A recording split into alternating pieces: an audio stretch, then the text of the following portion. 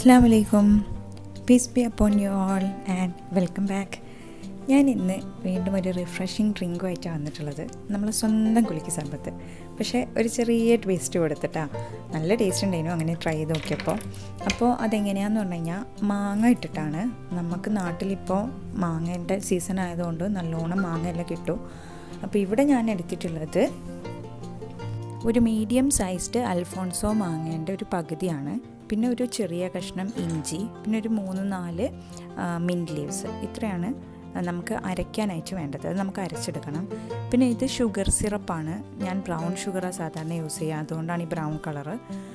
Sugar syrup എങ്ങനെയാണ് ഉണ്ടാക്കുക എന്ന് പറഞ്ഞു കഴിഞ്ഞാൽ, നമ്മൾ എത്രയാണോ ഷുഗർ എടുക്കുന്നത് അത്രയും തന്നെ സെയിം ക്വാണ്ടിറ്റിയിൽ വെള്ളവും എടുത്ത് ഒന്ന് തിളപ്പിച്ചെടുത്താൽ മതി. പിന്നെ നമുക്ക് വേണ്ടത് പച്ചമുളക് വേണം, ലെമൺ വേണം, പിന്നെ പൈനാപ്പിൾ ചെറിയ പീസായിട്ട് ചോപ്പ് ചെയ്തത്, അത് ഓപ്ഷണലാണ്, വേണമെങ്കിൽ മതി. പിന്നെ നമുക്ക് ഐസ് ക്യൂബ്സ്. പിന്നെയുള്ള മെയിൻ ഇൻഗ്രീഡിയൻ്റ് എന്ന് പറയുന്നത് സബ്ജ സീഡാണ്.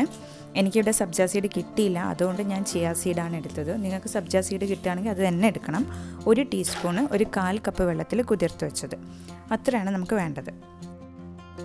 ഇനി നമുക്ക് ഉണ്ടാക്കാൻ തുടങ്ങാം. അതിനാദ്യം ഒരു ബ്ലെൻഡർ എടുത്തിട്ട് അതിലേക്ക് മാങ്ങയും ഇഞ്ചിയും പുതിനയിലയും 3 കൂടെ ഇട്ട് നന്നായിട്ടൊന്ന് അരച്ചെടുക്കുക. വെള്ളം ചേർക്കാതെ വേണം അരയ്ക്കാനായിട്ട്. ഇതിപ്പോൾ ഞാനിവിടെ അരച്ചെടുത്തിട്ടുണ്ട്. ഇനി നമുക്കിത് മാറ്റി വെക്കാം. ഇപ്പം നമ്മളെ നാട്ടിലെല്ലാം കിട്ടുന്ന ചെറിയ മാങ്ങ ഉണ്ടാവില്ലേ, നമ്മളെ പറമ്പിലെല്ലാം വീണ് നമ്മൾ പോയി എടുത്ത് കടിച്ച് തിന്നുന്ന ടൈപ്പ് മാങ്ങ, അതായിരിക്കും ഏറ്റവും ടേസ്റ്റ് കേട്ടോ. അത് കിട്ടുകയാണെങ്കിൽ നിങ്ങൾ അതിൻ്റെ ജ്യൂസ് എടുത്തിട്ട് തന്നെ ചെയ്യാൻ നോക്കുക, നല്ല ടേസ്റ്റ് ആയിരിക്കും.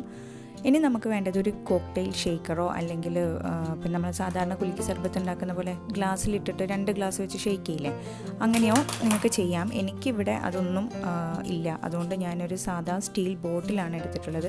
ഇതെൻ്റെ മോളുടെ സ്കൂളിൽ കൊണ്ടുവന്ന വാട്ടർ ബോട്ടിലാണ്.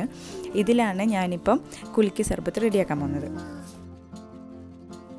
അപ്പോൾ ഈ ബോട്ടിലേക്ക് ഞാൻ അരച്ച് വെച്ചിട്ടുള്ള മാങ്ങയുടെയും ഇഞ്ചിയുടെയും പുതിനയും എല്ലാം കൂടെ നമ്മൾ അരച്ച് വെച്ചില്ലേ, അത് ചേർത്ത് കൊടുക്കാം. നിങ്ങൾക്ക് വേണമെങ്കിൽ മുഴുവനായിട്ടും ചേർക്കാം, എത്രയാണ് നിങ്ങൾക്ക് ഇഷ്ടം അത്രയും ചേർക്കാം. നല്ല മാങ്ങയുടെ ഫ്ലേവർ വേണമെന്നുണ്ടെങ്കിൽ മുഴുവനായിട്ടും ചേർക്കാം. ഞാനിതിപ്പോൾ ഇവിടെ 2 ഗ്ലാസിൻ്റെ അളവിനാട്ടോ ഉണ്ടാക്കുന്നത്, അതുകൊണ്ട് ഞാനൊരു മാങ്ങയുടെ പകുതി എടുത്തത്. 1 ഗ്ലാസ്സിനാണെങ്കിൽ നിങ്ങളൊരു 1/4 ഭാഗമെല്ലാം എടുത്താൽ മതി.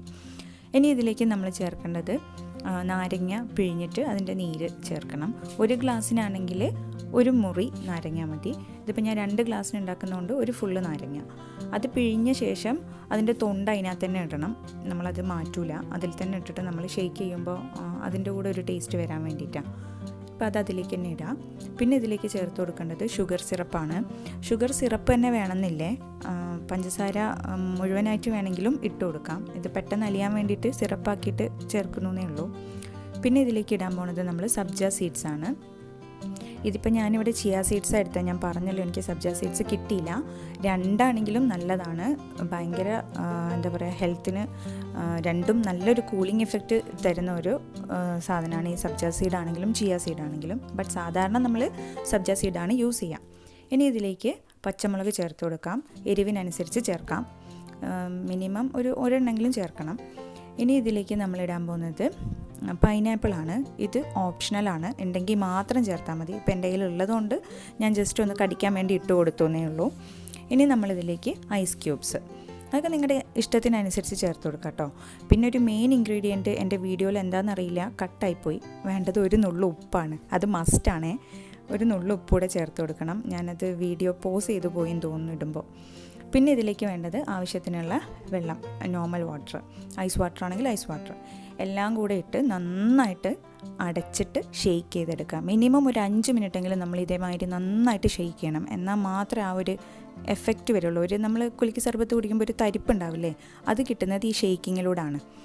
ഇനി നമ്മൾ ഇതുമാതിരി ഒരു നല്ല ഗ്ലാസ് എടുത്ത് അതിലേക്ക് സെർവ് ചെയ്യാം. ഇത്രയേ ഉള്ളൂ.